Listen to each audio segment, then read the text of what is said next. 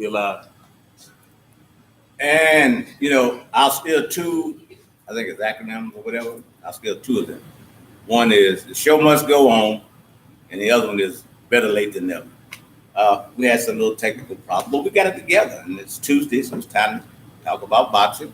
But before we get to that point, we got a very special guest today. But before we get to that, I want to make a couple of announcements first. One is the Atlantic City Jazz Festival. It's coming up September the 17th at the Hard Rock Cafe and Casino.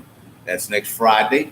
And if you want to get tickets, you can go to the www.atlanticcityjazzfest and you can order your tickets. Or I'm sure that night you can get tickets at the Hard Rock Cafe as well. So anyway, that should be a nice weekend in Atlantic City in a couple of weeks. This last weekend of summer, official summer rather, as you can see. And we've been in this whole weekend doing things at the shore. So I'm in my shorts today.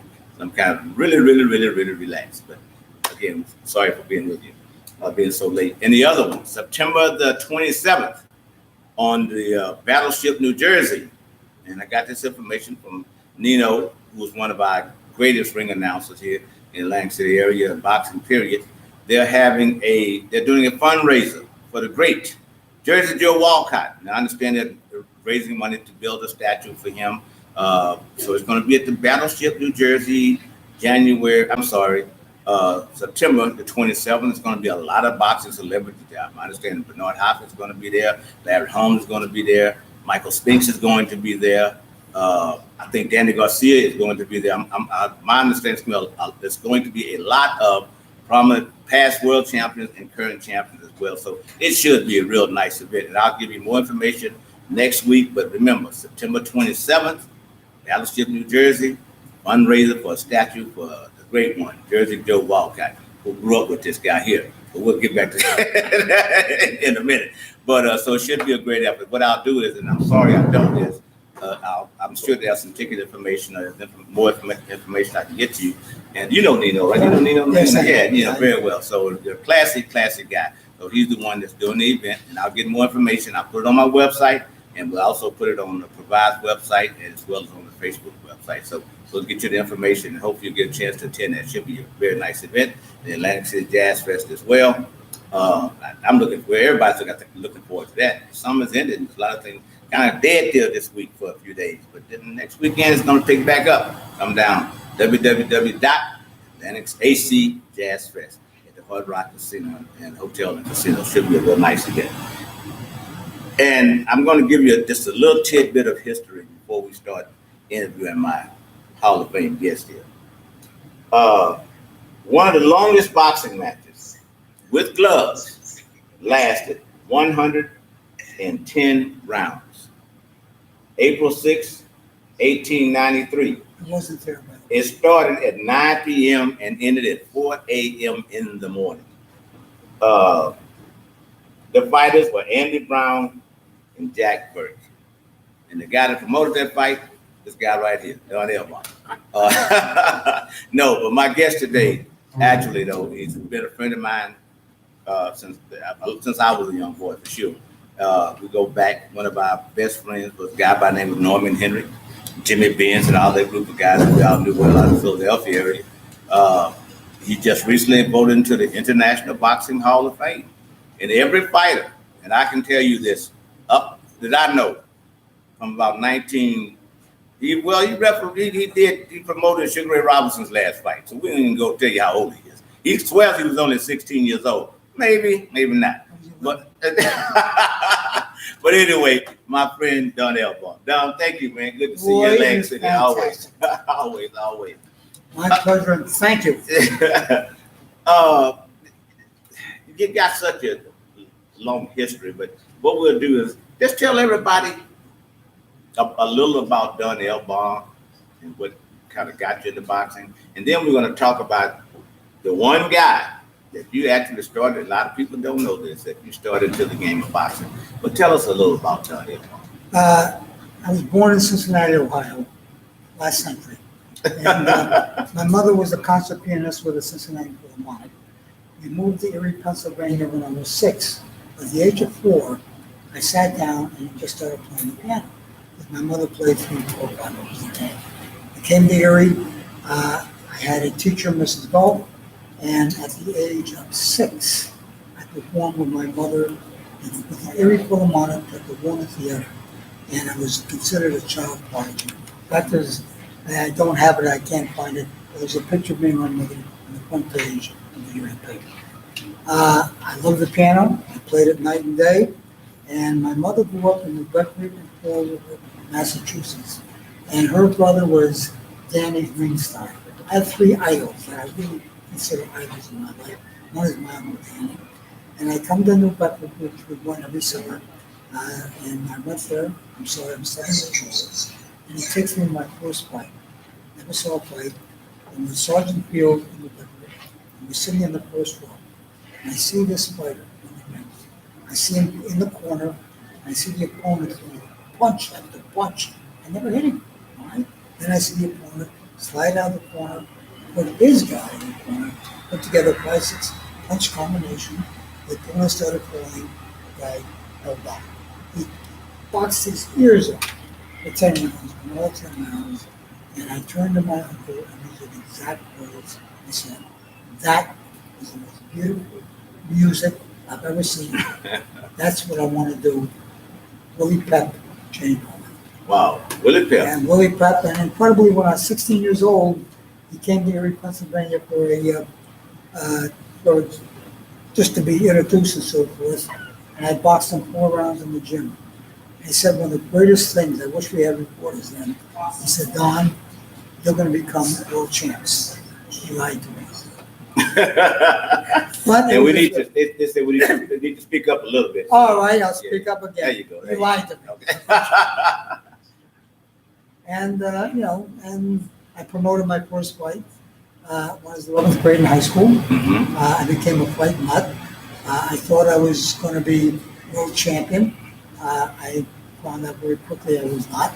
I did have 40 amateur fights, all right, and I had actually a 42 amateur record at 6-3-1-12. And like I said, I got robbed in every one of them. But listen, it's in my blood. This is my drug. I don't smoke. I don't drink. I don't do drugs. I love this game. And it's taken me all, listen, as you well know, it's taken me all over the world. And I met from your brothers, my idol, and I've been all over, lived in Russia to help promote fights that have been boxing back there. Israel was the first fight back to Sweden, 36 years, when I brought the first fight back with Joey Abel. Speaking of first fights, though, you brought boxing here basically to Atlantic City when boxing first started. The casinos opened up. The story there was I was living in New York, and it was 1981. It was October. Mm-hmm. I got a phone call, and boy, I'm trying to remember the name. CEO called. He said, Don Obama. I said, yes. He introduced himself. He said, you just opened up the Tropicana. You want to bring boxing in here. And you come in and discuss. And I did. I came in, and he said, look, he made me an incredible deal. He said, I want to run a show a month. I said, why don't we do something that's never been done in the history of casinos in America and do a weekly show? And he said, what? I said, I'm telling you, a weekly show in Atlantic City is going to, boxing brings bettors here, and it's going to pack the place. And I said the drop, as he was well aware, he says, Don, we can't do weekends because we have entertainment. Mm-hmm. He said, we have to pick another day of the week. I said, how about Tuesday as a trial? December the 12th, 1981 was the first show. By the way, he was giving me 3 shows myself. December the 12th, 1981, December the 9th, first month in the calendar to run boxing for special events is December, Christmas time. And then the first show in January was the first Tuesday in January, and the drop tripled. 3 shows. I got a 2-year contract. A year after that, I got 3 more years. I was there for 5 years, and boy, was that. And all the shows basic sellouts. Yep, it was incredible. And fact is, I got a call, I think it was 1983, they called me to the office, and my deal was great. And when they did great nights, they gave me bonuses. This was like, wow. A guy comes to the fight, goes to the blackjack table and the craps table and loses $1,200,000. And they give me a check for $25,000. It should have been 50. Now, They were fantastic. there's a story always about what you did with Don King and his charity fight that he brought to Cleveland. Tell us about that. But I need you to bring it up with just another. All right, I'm going to talk. I mean, when I'm talking about Don King, I got to talk loud, And long. and long. I've got a couple of great stories about Don, and I know we have enough time. I'm promoting fights in Cleveland, and there was a gentleman by the name of George. I can't remember his last name. He was a city commissioner, and he used to come to my fights just about every show. I was doing a monthly show at the Cleveland Arena, and I happened to tell him, George, I'm going to Buffalo. I'm putting a show in Buffalo. It's on a Friday. I'll be back Monday. I'll see you Monday. I said, fine, all right? We used to get together. There was a bar called, there was a great bar in Cleveland that we used to go and drink that now and then. And it's 5 o'clock in the afternoon in Buffalo. The phone rings. And all of a sudden the person says, Don, this is for you. I said, me? No one else was here. Take the phone. It's George. And George says, Don, I've got a gentleman here, a very good friend of mine, and he wants to meet with you because he wants to do a boxing show for a black hospital that is going under. He said, do you have time to talk to him? I said, yes.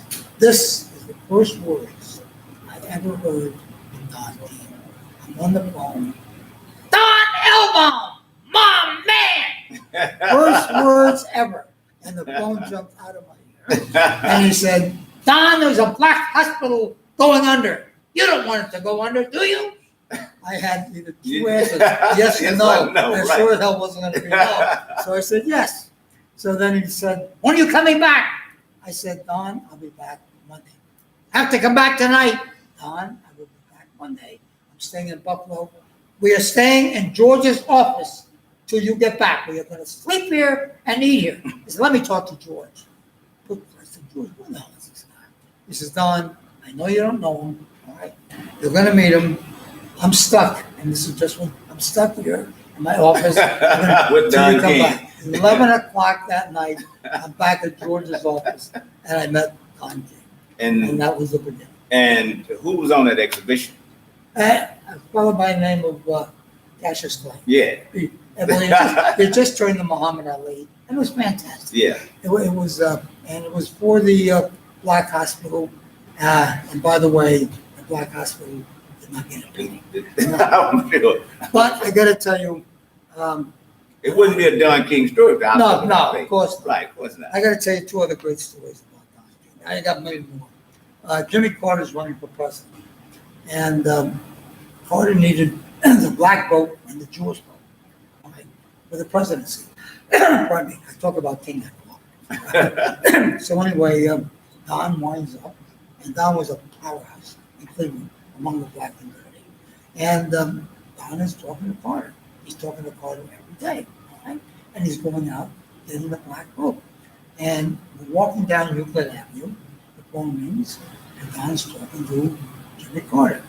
And then all of a sudden Don says, Jimmy, I want you to meet my partner, Don Elbaum. I take the phone, of course, I say, Mr. President. It wasn't. He said, Don, I heard all about you. He said, I can't wait to meet you and so forth. I said, what an honor and etc. Right? Give him the phone back. Carter becomes president. And again, Don King was pushing him. He was in the Cleveland Plain-Dealer, Yes, I remember that. TV all over the place. He was at the Cincinnati papers, the Youngstown paper. He was just, now he becomes president and King calls a press conference, right? At the Sheraton Hotel in Cleveland. We're there, forget about the sports writers, all of the news media was there, right? And there's King, everyone knew what he did, and it was really something special. And again, the headlines in the papers were Carter won and got the black vote and the Jewish vote. Not only did King take credit for getting the black vote, He took credit for the Jewish vote as well. It's one of the things, and let me say hello to a lot of our listeners and watchers on Provide and on Facebook. Paul Driscoll is out there, and my friend Ray Ontiveros, who I hope I'm getting this wrong, but Ray has one of the longest gyms in Houston, and I hope I got the wrong information. They say he may be closing his gym down, but he's trained. This is Ray Ontiveros, been one of the best trainers of amateur boxers I ever seen. I mean, this guy, it was two guys I always said were just great guys. Kenny Weldon Yes. and Yep. Ray Ontiveros. Yes. They're the greatest trainers I ever seen with amateur boxers. And of course, my first. And one of them was a good fighter. Yeah, one of them was Yeah, a good fighter. Yeah. Kenny was a very good fighter. And let me say hello to Pete. Pete goes everywhere. Pete, what's the announcement that you not telling us about? You kind of piqued my interest on that one. So I have to know. Joe Pasquale, Joe is one of the Yes. he's listening in. Thank you, Joe. And let me see who else is on the other day. I can't see all of it. George Ward. George Ward. Ward. Okay. Yeah. Darren Franklin. And CC. CC Foreman. That's my niece. She lives in And there's some more. And there's quite more. We'll be getting back to you. But Don, one of the best questions that I'm off being in the sport, and you've been around it a long time. You've seen some of the best. Yeah, some of the best. I want to do, and they started this pound for pound thing, which I've never been a big fan of the pound for pound boxing, right? But give me your list, probably, of not in divisions, because I'll break that up later, but the best fighters you've seen over this time that you've covered in the sport of boxing, or promoted. Don't talk about. Well, how about fighters I've seen? Okay. A couple I haven't seen because I read everything about boxing. Other than Johnny L. Sullivan. Did you see him? Well, it depends who you're talking to. Russell Pulse thinks I worked there. But without question, Sugar Ray Robinson, right? Okay. But and we all agree on that. Yeah. I think number 2 becomes the question. Well, let me tell you something. Everything I've read, I'm saying Harry Greb. Harry Greb was absolutely, don't forget, he's the only guy that beat Gene Tunney. Mm-hmm. And he was nonstop, never trained, was in bed before it was smart, before it was whatever you're supposed to say. He was in bed with one girl. It was 2 or 3 the night before the fight, and he won. He was nonstop. Everything I read. Harry Greb. Okay. And he had a chin like a wall. Okay. I think he was only knocked down once or after 200 something fights. All right. I got to put simply because I never saw him. I became somewhat friends with him, and it's the only fighter Ray Robinson wouldn't fight Charlie Murray. Okay, we talked about him earlier. I'm not taught, and boy, is this going to be a great argument. Joe Louis and Ali fight. I love Joe Louis. No question in my mind. Joe Louis was out there. Okay, and why? Why? Because Louis could hit you with every punch he had. He had a jab that could just bang you up. He put pressure on. And listen, he was able, like one of the great lines, you can hide or you can run, but you can't hide. Joe Louis said that to Billy Conn, all right? When he caught him in the 13th round. And I just think not that Ken Norton wasn't damn good, and not that Al Blue Lewis, a very underrated fighter. Mm-hmm. They were dynamite heavyweights, but they just weren't. There was Bob Pastors, Billy Conns. But did Joe Louis, okay, and I'll say this, but did Joe Louis fight the guys like George, Frazier, Norton you just named, Lyle, even Bonavina, just those, but some of those guys, Bonavina I thought was a pretty decent fighter. But did Joe fight guys like that? I got a chance to meet him. I knew Joe. He worked with us, so I got to know him. Joe was, again, my hero. Yeah, right. Of course. And look, understand something. In those days, you had 10,000 fighters in America, right? Mm-hmm. Forget, they had the heavyweight division. Forget about it. Of course, Ali, George, Ken Norton would beat Gus D'Orazio. But boy, everything I heard about Max Baer, everything I heard about Buddy Bear, everything I heard about Lou Nova, who could box, maybe not the greatest chin, who could punch like hell. Arturo Godoy, who I don't know how many people know, who fought much with discipline Lewis, had a style that was he just mauled you and so forth. Just staying in that angle. One of the greatest of all time was Willie Pep. Willie absolutely would be Floyd Mayweather. All right? Okay. There's no question about that. Enrico Bolaños, you don't even know who he is. I don't think out of Mexico or 3 times for the world title, absolutely would have been Floyd Mayweather. Ike Williams, Bob Montgomery, Bo Jack, Wesley moves on.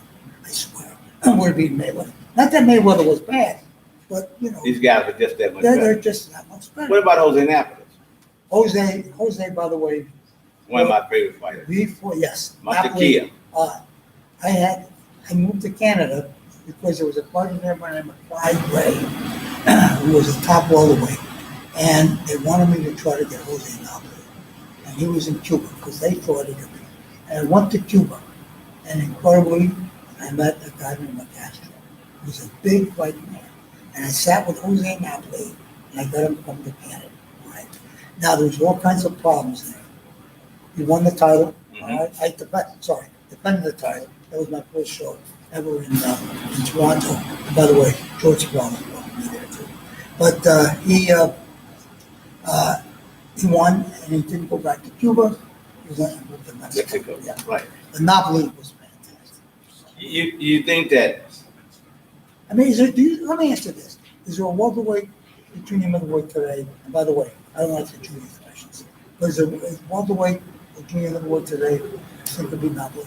I don't think so. No. I mean, I don't think there's been many, literally in the last 35 years, I thought that this guy, maybe, you know, because of his style, I look at a guy like Whitaker, maybe, but I think Whitaker was small, and he probably would have had problems with, Is there any featherweight or lightweight that would be Henry Armstrong in the last 20 years? No, not at all. No one would beat Pep.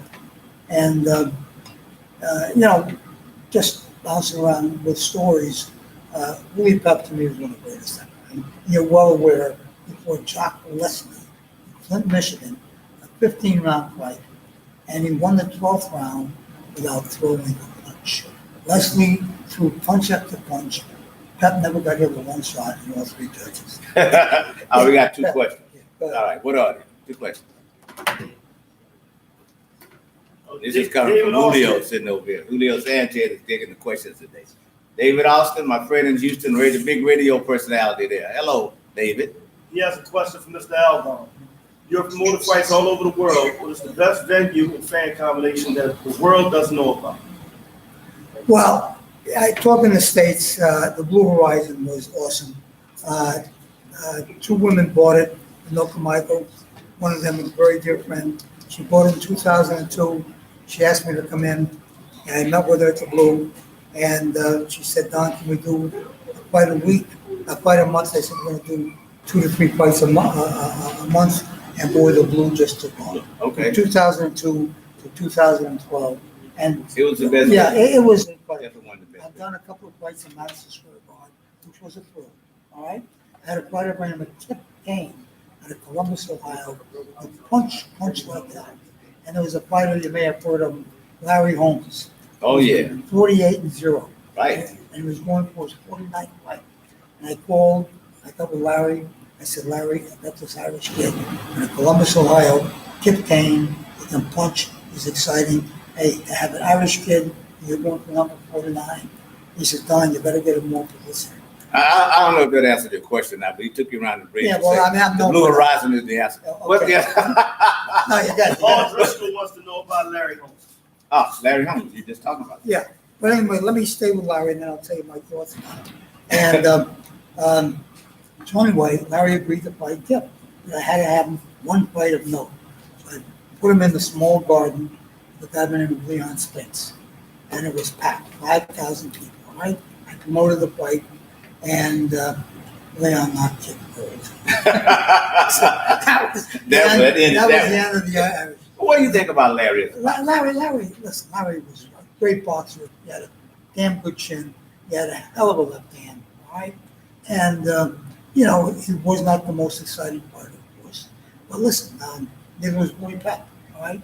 And neither were some of these other great fighters that just performed the skills. He's one of the, am I going to say one of the top 10 heavyweights? No. I'm not going to say one of the top 15? Yeah. Not top 10, you say. I'm taking, look. Okay, let's do this then. Let's do this.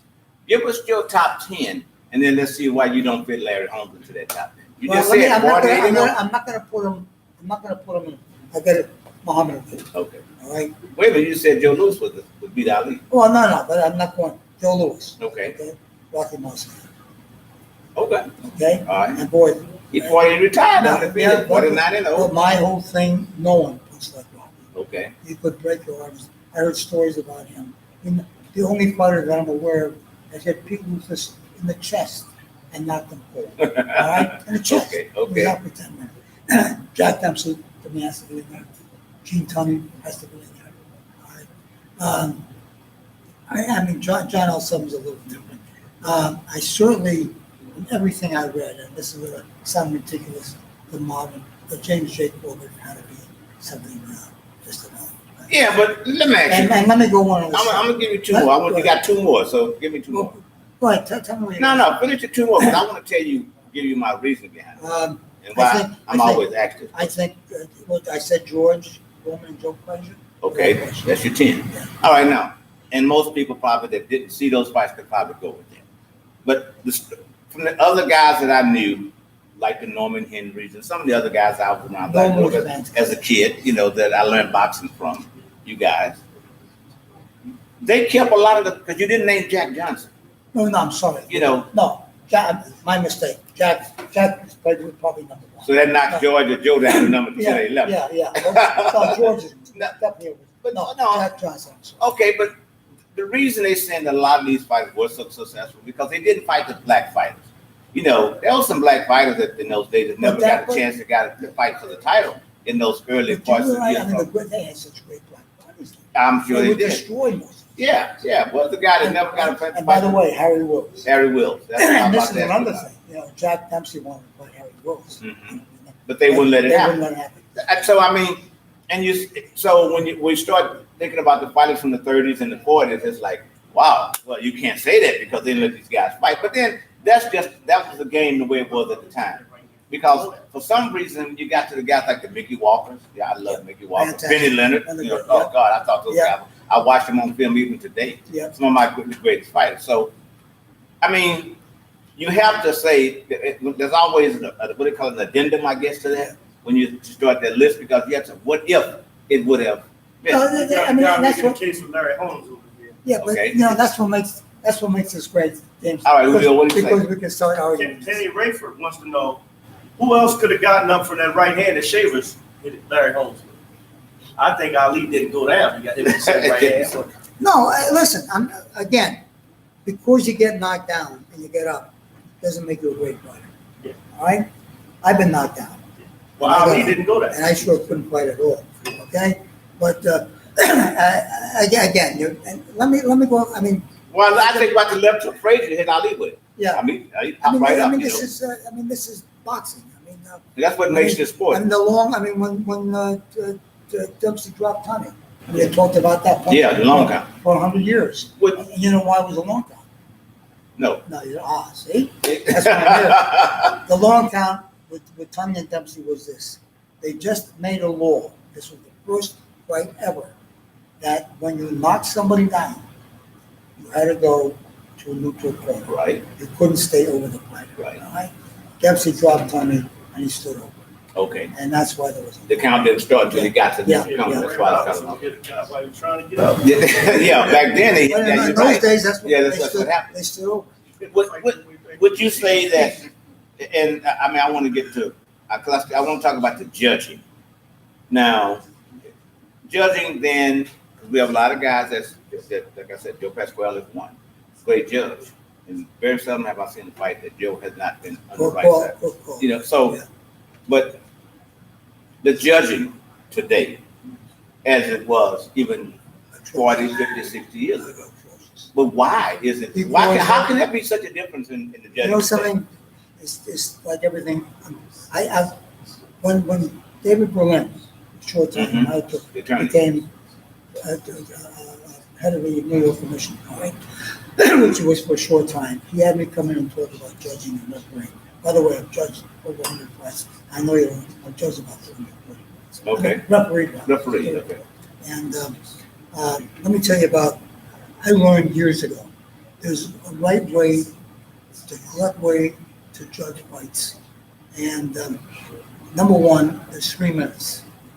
And what happens so often today is the judges are looking at like the last 30 seconds. Mhm. So a guy could be getting a jab all night for 2 minutes, 2 minutes and 30 seconds, and the guy getting hit comes on with those non-stop punches.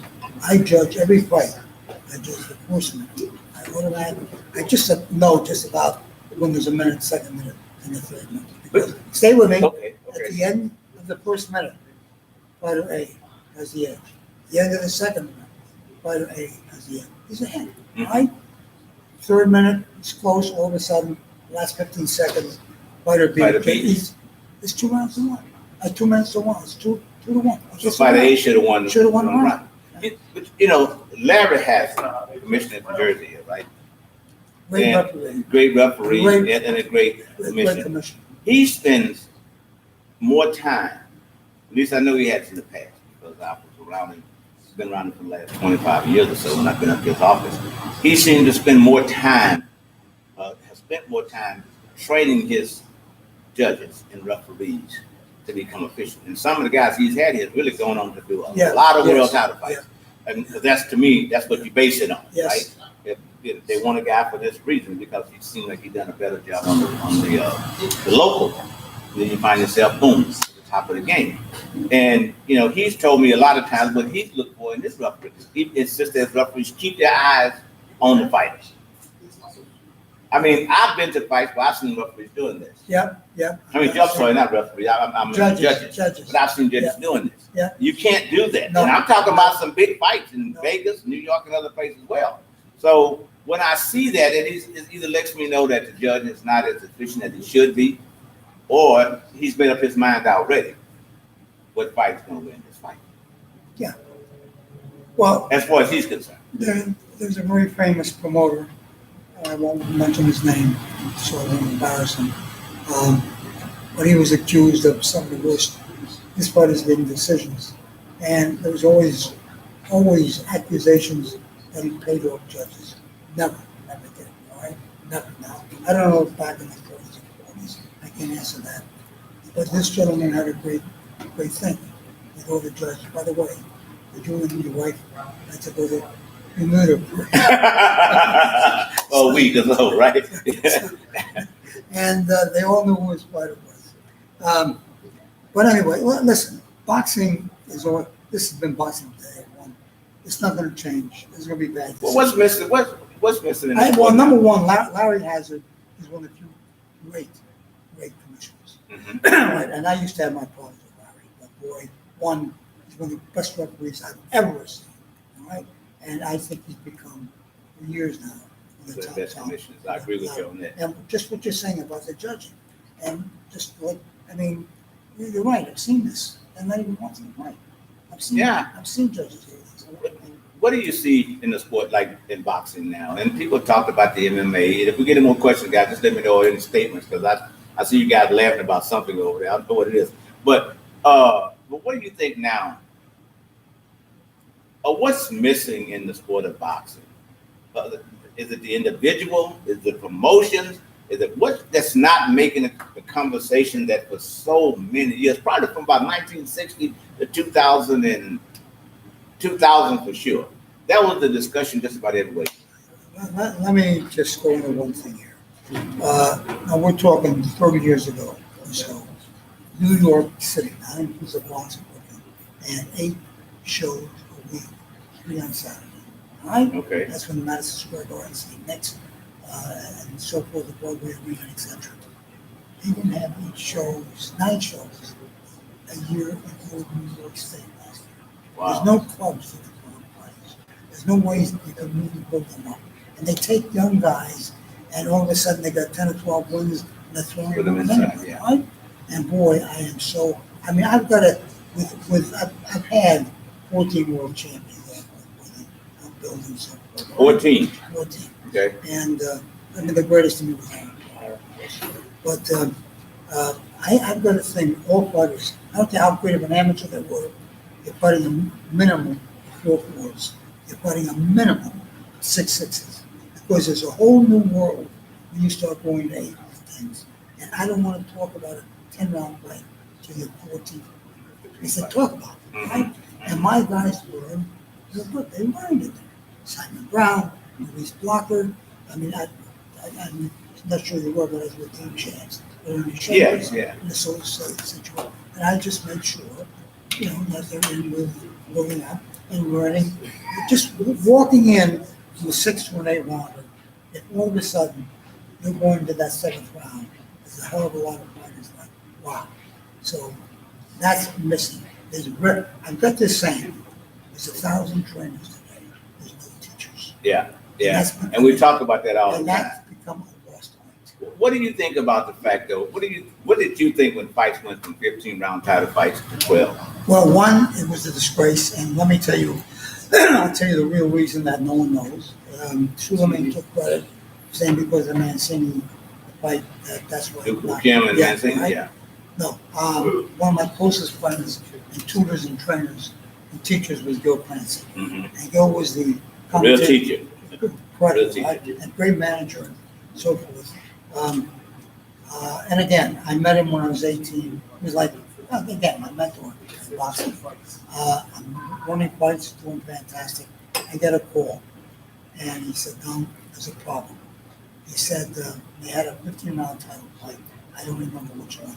He said CBS, which he did the Friday night fights on CBS. He said CBS called for a meeting. He said these 15-round title fights, they're going past an hour, Mm-hmm. and they're losing a lot of money on that second hour.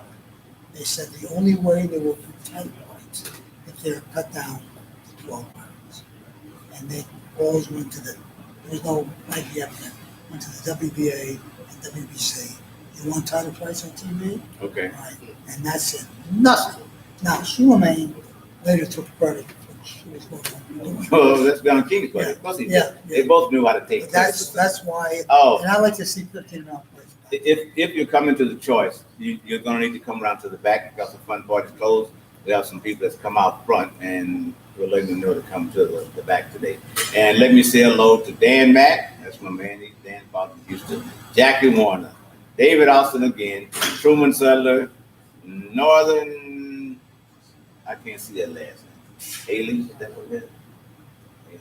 Norbert and Stacy. Norbert. Okay, I'm sorry. Norbert and Stacy. All right. And Michael Collins. Oh, and Kenny Rayson. Kenny asked a question. He asked a question a few minutes ago. But I want to. To what he said about the 15-round fights, when the IBF came in, they started with 15-round fights. No, I and then know. they were forced to go along with the No, WBC they had- and WBA and cut back to 12. Well, what you don't know is I helped start the IBF with Bob Lee. Yeah. Yeah. Bob Lee was commissioner in Jersey, and he was supposed to take over with the WBA, all right? And what happened is that it was in Puerto Rico. Bob wanted me to go down for the convention. I couldn't make it. Bob came back. He said, they didn't make me president. And we got in a talk. I said, I was the first one. I said, Bob, let's start a new organization. And he That's came how out and it- said, and that's yeah. how it started. How did you get Larry Holmes to fight for the belt the first time? To be the first champion for that? How did it happen? Larry gave up everything to become the IBF champion. So what Well, happened? no, with no. that? What happened there is Bob said, I said, Bob, we need some recognition. So I said, Aaron Pryor is now your champion.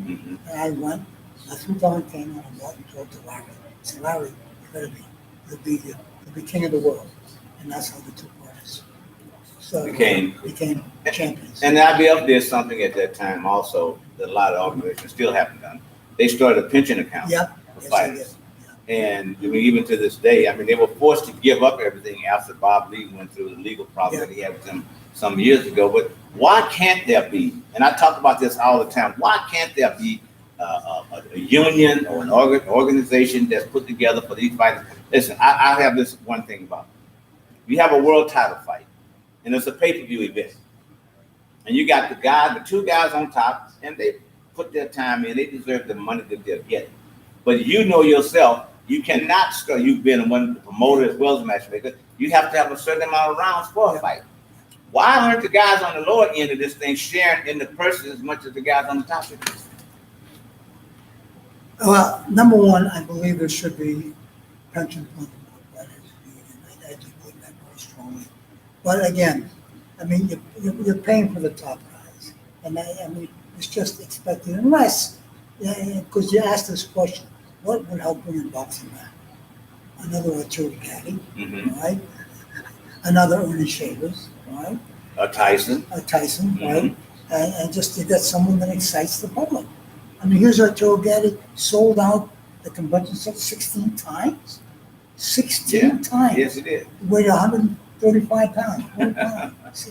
And it's a personality that captures, The sport. The sport. Yeah. And we need another one. Name something, you talk about this a lot too, but name something that you think could make a difference that should take place in boxing right now. If somebody said, Donnell Bump, here you are right now, I want you to do this to make boxing better.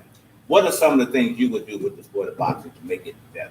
Well, if you're talking, we need a lot more shows every year to help the talent, all right? And one, I've said this forever, including before Bob Lee, we need to put money away for fighters and pension fund. And the other thing, we need the clubs to develop these guys, and we need it on television. We need TV. You're not going to build an Arturo Gatti. You're going to sell out AC maybe, all right? But people around the country have to see it. There used to be a thing where you had the round, what they call it, the round robin fights, right?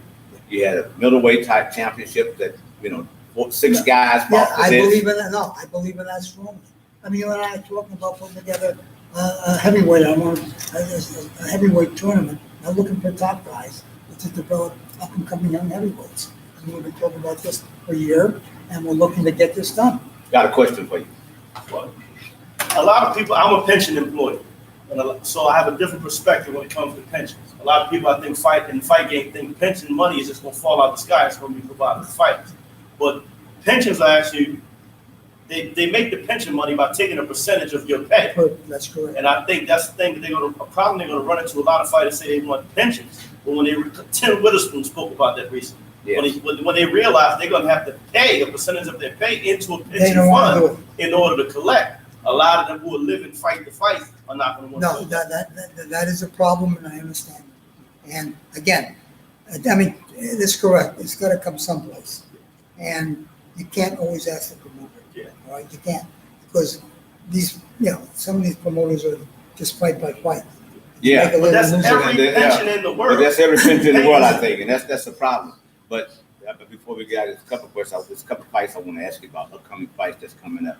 And earlier, we were just talking about Ford and Spence. What do you think about that? I like Will Spence, simply because he punches and bangs. It's a great fight. I like him. Does Ruiz beat Joshua in a rematch? No?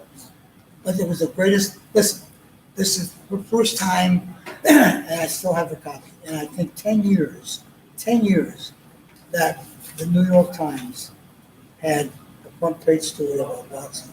Ruiz. Knock it out. Front page. I'd like to see Ruiz. A great thing. I'd like to, because boxing loves characters. There's a great character, Max Baer. Yeah. Right? Yeah. And there was another fighter out of Buffalo, New York, that had that if he ever trained, he might have been heavyweight champion. Leoma. And slick, smart, good looking. He had a left jab. You couldn't hit him. He slip punches like you can't believe. You ever get a chance, look up Leoma, all that man. Now, one of the fights that everybody seems to be really getting into now, and it was just a matter of time, I thought it was, is Cervante Davis and Lomachenko. How do you see that fight? Lomachenko. I believe that too. I think that he's I better. think he's the best fighter today. But someone made a comment to me today in an email, I think it was, or maybe Frank Chisholm, on his site. He said he thought that Lomachenko was starting to look like, and I said this too because he had a ton of amateur fights. I think 344 amateur fights. It's starting to look like he's a little battle worn now. Yeah. So, I mean, is a young Cervante Davis or Kevin Farmer, do they catch him at the right time and say, I don't think this is the right time. no, Not yet. No. I have no problems telling you. Because that is one of the great thrillers. Aegis Primus, the guy that has. When he first came to this country, he's the first person he called. All right? And I came and I met with him in New York and et cetera and so forth. And the Crusher and everyone, Triple G was there. and I brought Teddy Allison to evaluate the Boston Evaluated, Marathon. yeah. And I said all three guys would become champion. Okay, what about Tyrone? You know, this kid is moving. We went from what 30 or 35. Yeah. Now he's up to 147. Terrence Crawford. Does he beat Errol Spence? Does he beat Sean Porter? Does he beat Keith Thurman? Does he beat any one of those guys that's in the? I want to talk about the Charlo brothers as well. No, But I mean, does he think beat any of I those? think he beats. I think he beats Porter. I'm not that high on Porter. You're just not that. Yeah, I mean everyone else is. It's Mhm. just me. I look at certain things. He's good, but he's not great. Nor do I think Earl is great. I think Earl. You think he's the best right now of that class between Spence, Crawford? Now, I mean, you evidently have Spence this high. Yeah. So I mean, Well, but is that is Terrence Crawford a challenge Yes. for Earl Spence? Yes. Yes. He is. You think he's a challenge for Earl Spence? Yes. Okay. What do you see the Charlo brothers in that division? Canelo is there. You know, you got the fight between Golovkin and all those guys. And Golovkin is fighting. How you put Darian Chinko? I think his name. Golovkin's gonna win that. Yeah, okay, you think Golovkin's gonna win that one? Yeah. So then does he fight? Yeah, and he wins that too. You think he beats Canelo again? Yeah. You think he wins that one? Yeah, even that's a great fight. Okay. I'm waiting for that one. Okay. Well, I mean, you know, you've been one of the best. Just recently, Say that, what was that you said? one of the best. Just recently, I'm not sure, he was just inducted into the International Boxing Hall of Fame in Canastota, New York. It's just a tremendous, what can I say? You know, to get there, you've done your work, you've done your job. And you brought the book out. There's so much information in this about him and other fighters as well. Listen, But Teddy Alice was in there with me. Teddy Ellis was there. Julian Jackson was there. And Tony DeMarco was one hell of a one. Donald Curry. Yep. All of it. I mean, it's just amazing. And my man Lee Samuels. I can't forget Yeah. Lee. Yeah. Yeah, I can't forget Lee. One of the nicest guys in the sport of That's boxing. right. Kind of hard to believe. The top rank. So anyway, that's this week show, guys. We wanted to. Oh, before I go, I must do a shout out to my guys at the 757. I was in Norfolk last week, Hampton Roads, with Chesapeake, Virginia Beach. We did the interview there with Pernell Whitaker's sons last week. Man, those guys were fantastic. So let me give my shout out to all the 757. Okay, to you guys, and thank you for showing me love that you did. And I'll be back there soon because this is the first. We're actually putting together a tribute for Pernell Whitaker in April 2020. They're naming a facility after him, the Harbor Park Center Boxing Center. It's going to be called the Pernell Sweet Pea Whitaker Boxing Center. So we intend to have a very big event. I've been working with the guys and with Steve Almas. What's some other guy named the music guy down there? Bill Reed, Miles, the guys, Courtney, all of us. We're gonna be there too. Whether we're gonna provide, I'm hoping that we'll get a chance to get Harris to come on down, but we plan to be there. It's gonna be a beautiful event. They're gonna do the naming rights. They're gonna show the whole thing. We're gonna have a lot of his fighters, former fighters that he fought, and hopefully champions today come in, and you have a chance to really celebrate. When a guy dies, he's gone, and most people cry and do everything else. But this particular night, there's a lot of special things that we're going to have going on. You got to come. So we'll be putting out more information about the event. We'll have rooms available. We're going to put together a whole package. It's going to be a nice event. And there will be a title. And then there will be a title fight, Filipino. a Filipino title fight that night. So we want to make sure that. But then again, don't forget, September 27th on the Battleship, New Jersey, the Jersey Joe Walker tribute. It's going to be a lot of fighters in town for that. Like I said, Larry Holmes, Michael Spence, Bernard Hopkins, Andy Garcia, a lot of guys. I can't even name everybody. I think I'm going to be there. So I'm not sure. And Danielle Baum's going to be there. So it's going to be a nice event. And then, of course, next week at the Hard Rock Cafe, if you're a jazz fan, can't miss it. Tickets at the www.acjazzfest, or you can call the Hard Rock Cafe for ticket information. If you want to make a weekend out of it, come on down, get you a room and stay over for a couple of days, and I'm sure the casino could use the business as well. So should be a lot of fun. But anyway, we want to thank you. Sorry about being a little bit late. I want to say one more thing. One more thing. I just want to say, I've been in this game forever, all right, as you know, all right? I'm the youngest boxing promoter in history, 17 years old. Okay. We're still in ninth grade. One of the classiest people I've ever met. What a thrill and an honor to be a friend, and that's your board. You have someone fantastic. And This I guy is- paid, only cost me $3 to get him to say that, guy. But thank you anyway. Still owe me But, $2. but anyway, as always, hey, thank you for watching, and we'll see you at the fights.